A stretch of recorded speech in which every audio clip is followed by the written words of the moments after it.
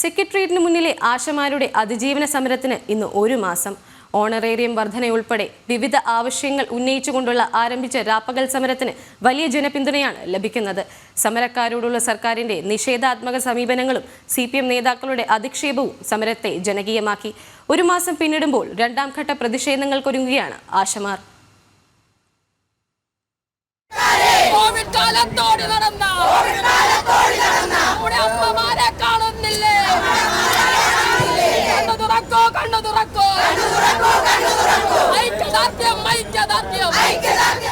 കഴിഞ്ഞ ഫെബ്രുവരി 10-ാം തീയതിയാണ് സെക്രട്ടേറിയറ്റ് മുന്നിൽ ആശാവർക്കർമാരുടെ സമരം ആരംഭിക്കുന്നത്. സമരം ആരംഭിച്ചതിന് തൊട്ടു പിന്നാലെ ആരോഗ്യമന്ത്രിയുടെ ചേംബറിൽ ഒരു യോഗം വിളിച്ചു. ആ യോഗം ഒഴിച്ചു കഴിഞ്ഞാൽ മറ്റ് നടപടിക്രമങ്ങളൊന്നും സർക്കാരിൻ്റെ ഭാഗത്തുനിന്നുണ്ടായില്ല.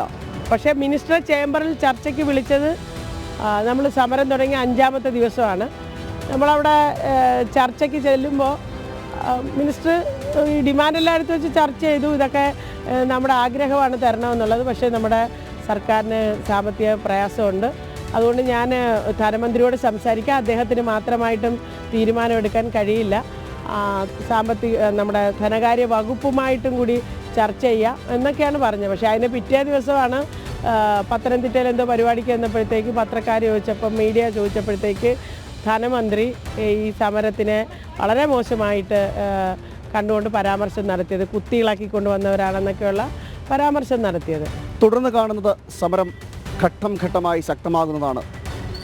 രാഷ്ട്രീയ സാമൂഹ്യ മേഖലയിലുള്ള വിവിധ ആളുകൾ സമരഭൂമിയിലെത്തി.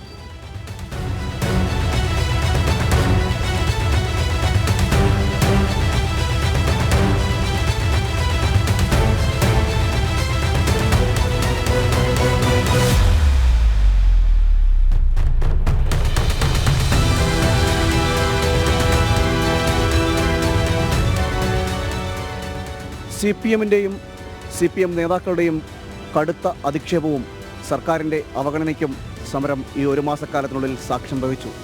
ഈ സമരത്തിന് തുടക്കം മുതൽ തന്നെ അതിനോട് വളരെ ശത്രുതാപരമായ ഒരു സമീപനമെന്ന് പറയത്തക്ക രീതിയിൽ ഉള്ള ഒരു നിലപാടാണ് എടുത്തത്. അതിനനുസരിച്ചുള്ള അധിക്ഷേപങ്ങൾ മന്ത്രിമാരും CI2 നേതാക്കന്മാരും ഒക്കെ നടത്തി. ഞങ്ങൾ പക്ഷേ അതിനകത്തൊന്നും ഞങ്ങൾ പ്രകോപിതരായില്ല. പൊതുസമൂഹമാണ് അവരെ വിലയിരുത്തിയതും പൊതുസമൂഹത്തിൻ്റെ ഇടയിൽ നിന്നാണ് ശക്തമായ പ്രതിഷേധം അതിനെതിരായി ഉണ്ടായി വന്നത്. മഴ നനഞ്ഞ് സമരം ചെയ്യുന്ന ആശാപ്രവർത്തകർക്ക് ആശ്വാസമായി കേന്ദ്രമന്ത്രി സുരേഷ് ഗോപി സമരഭൂമിയിലെത്തി. BJP സംസ്ഥാന അധ്യക്ഷൻ K. സുരേന്ദ്രൻ ഉൾപ്പെടെയുള്ള നേതാക്കളും സമരഭൂമി സന്ദർശിച്ചു.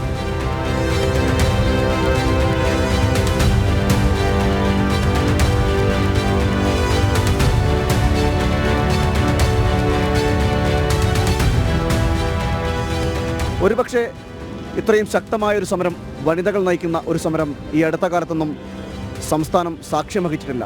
സർക്കാരിനും CPM നേതൃത്വത്തിനും ഭീഷണി ഉയർത്തുന്നതായിരുന്നു സമരം.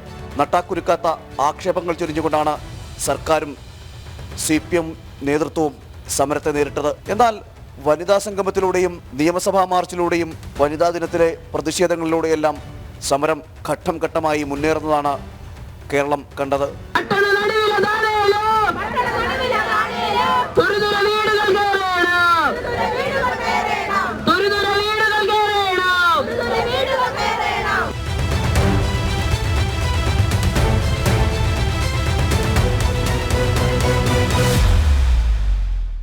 വെയിലും മഴയും അടക്കമുള്ള പ്രതികൂല കാലാവസ്ഥയെ അതിജീവിച്ചുകൊണ്ടുള്ള അതിജീവന സമരം 1 മാസം പിന്നിടുകയാണ്.